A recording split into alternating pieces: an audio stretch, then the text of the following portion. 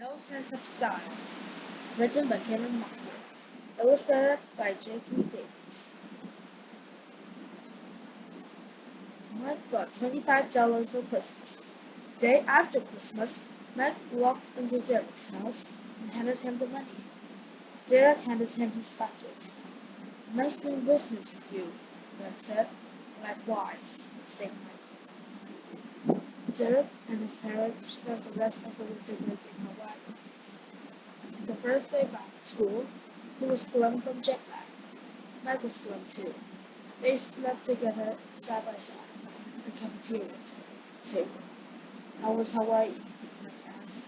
"Mosquitoes," Derek grumbled. "Huh," said Mike. "How's the it?" Derek asked. That took Mike about 48 hours to understand why Derek was willing to part with his market. It was only exciting as those it spied on. Sure, in a world of international intrigue, it might be thrilling. But Mike didn't have that kind of material to work with. It turned out that the most fascinating person in his family was Pickles the cat. Not a person at all. Now he was broke again. What was the show? Mike conveyed all this with one eloquent sigh. Dirk nodded sadly. "Why didn't you warn me?" asked Mike. "It's one of those lessons you've got to learn for yourself," Dirk said. "Besides, I wanted your money." Just then, an argument broke out nearby between Chloe and Violet. Chloe was the most fashionable girl in third grade. She wore trendy new clothes every day. Violet's clothes were never new. Yet somehow she dressed with a flair that Derek and Mike had lived for her. The funky fashionista. "I would never wear somebody else's stuff," Chloe was saying. "I mean, how do you know if they didn't die in it?" Violet shrugged. "You don't," she said. "But nowadays they have this nifty invention called a washing machine." Mike and Derek laughed. "I guess you can't help it," Chloe sniffed. "You can't afford new clothes." "I prefer the challenge of shopping at the thrift stores," Violet said. "Plus, sometimes I buy stuff there and sell it at the second-hand store. It's almost like business." Mark was already listening. He had a little crush on Violet, actually, but now he leaned forward. "Business, you say?" he prompted. Violet nodded. "Do thrift stores take donated clothes and show them cheap? Second-hand stores buy clothes, so they tend to be picky and charge a little more. And you know how to do it? You can buy at a cheap store, sell it at a big store, and make a profit. You just have to know what other people want." Mike gazed at Violet. What a head for a business this girl had. At home, Mike turned the light on his wardrobe. Several of the clothing items he'd gotten for Christmas still had the tags on. Surely those would bring good money at the second-hand store. He threw in a couple of splinters that were getting too small and stressed the old hated those. Of course, he couldn't ask his parents to take him to the second-hand store. His money-making schemes always seemed to unnerve him. So, instead, Mike told his mom that the box contained a school project he and Derek was working together. She drove him and the box over to Derek's house. Derek told his dad they need a ride at the second-hand store, and his dad dropped them off with a cardboard box. At the counter, Mike watched with pleased anticipation as the buyer examined his items one by one. "I cured them myself," Mike whispered proudly. They watched a large pile forming on one side of the box. On the other side lay two pair of jeans. "What's wrong with those jeans?" he asked. "They're brand new." The buyer moved the box out of the way and shook his hands on the counter.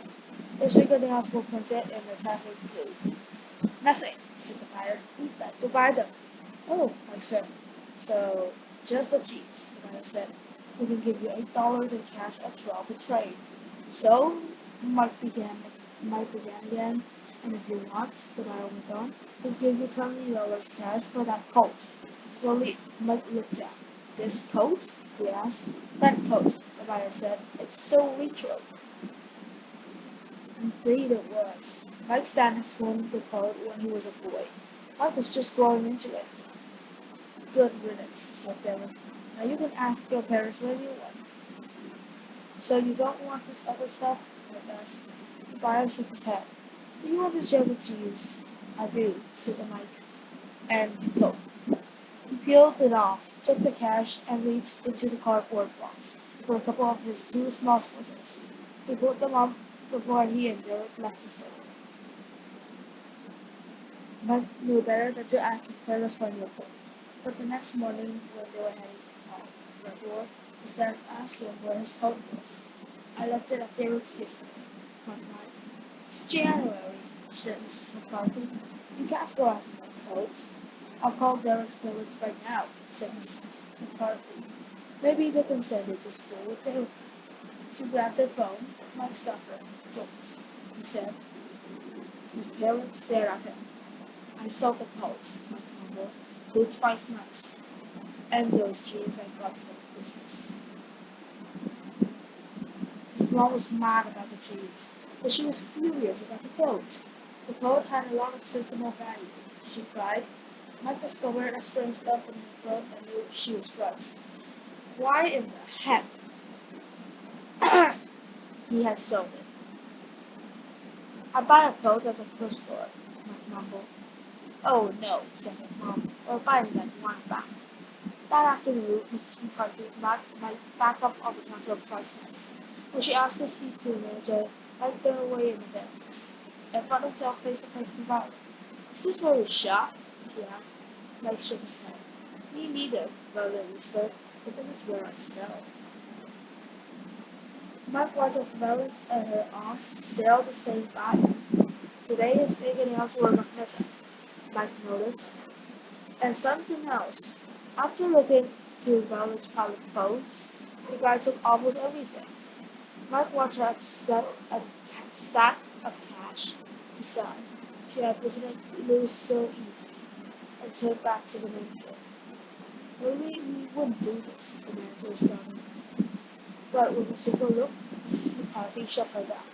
The manager sent the call back to Mike at cost, $20 in paid for. The jeans, however, were already gone. No worries, Rowan said. The drugstore down the street had a red tag sale. She and her aunt took Mike and his mom there, and Violet helped Mike find two pairs of used jeans. They were broken, and Mike actually liked them better than his Christmas ones. One problem remained though. When it came to business, he never failed to fail. What was wrong with him?